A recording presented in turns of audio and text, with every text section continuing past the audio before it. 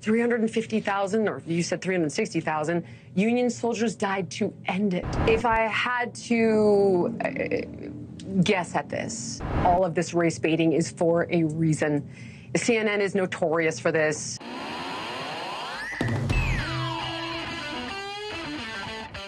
Jillian Michaels has seemingly been trying to do damage control or double down on her insane MAGA claims about slavery that we saw on the CNN panel. So I want to hop into, I think it's a Newsmax, News Nation interview where she's defending this and fact check it hard. So leave a like on the video if you can. It helps us out. It gives us a boost in the algorithm, and let's get right to it. I know that the Southern economy was built on it and people in the South fought and died to keep it.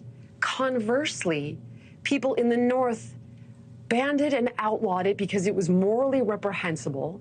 And then subsequently, 350,000, or you said 360,000, Union soldiers died to end it.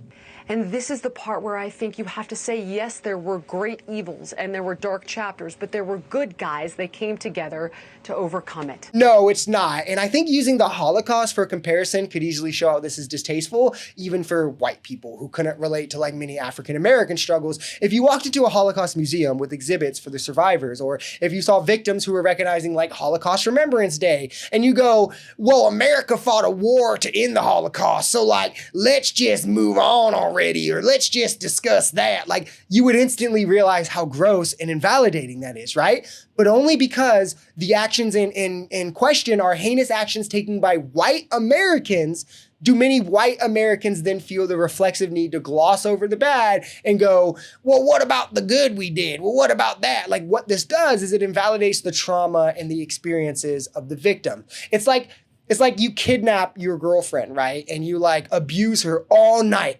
And then at 8 a.m., you let her go and you call the cops on yourself. And then you're like, well, why do we have to talk about the entire night that I abused you? I'm the one who saved you. I'm the one who let you go. There's effects they're still clearly going to feel. And the way that a victim deals with trauma is their choice. The oppressors don't get to choose how the oppressed heal. There are racist people in the world, and racism is bad. Yes, of course. As is anti-Semitism, as is bigotry, as is for somebody's sexual orientation, whatever you want to call it. That seemed to be a universal agreement.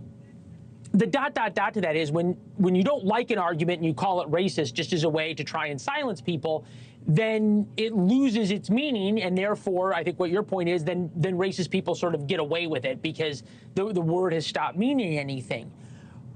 Why do you think for somebody like Abby Phillip, and I know you're not in her head, but you've been on her show a few times and you understand that part of the media ecosphere, is simply discussing the whole story of what was happening in America and the evils of slavery, and then I will call it the greatness and the heroism of those who fought to end it.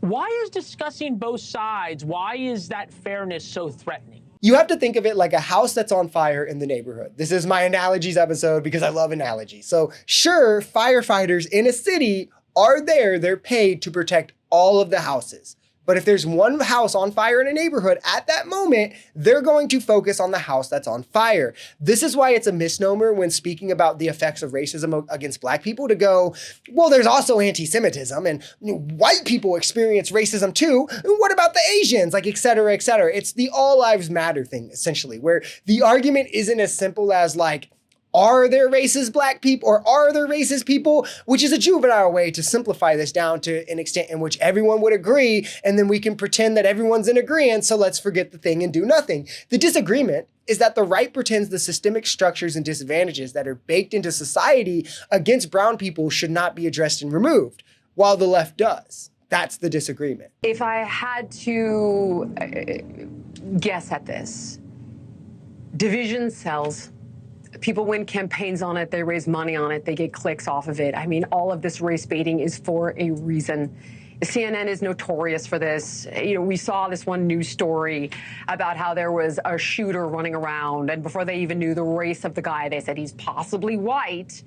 And this kind of narrative, if I could quote a friend and somebody I follow and respect a ton, Kaizen Asiadu, he's like, when you make everything about white supremacy and you reject and negate any Black degeneracy, it's going to beget white hostility, which in turn begets white degeneracy.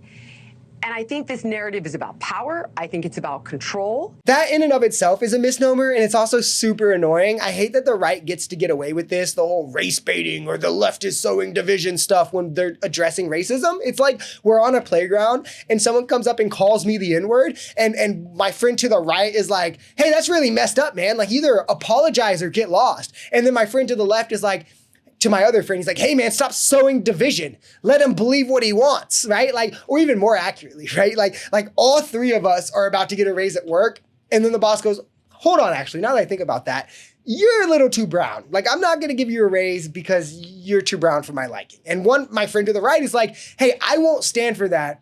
That's clearly racist. Something should be done about this. So the other is then like, stop sowing division in the workplace and making everything about racism, right? It's about merit.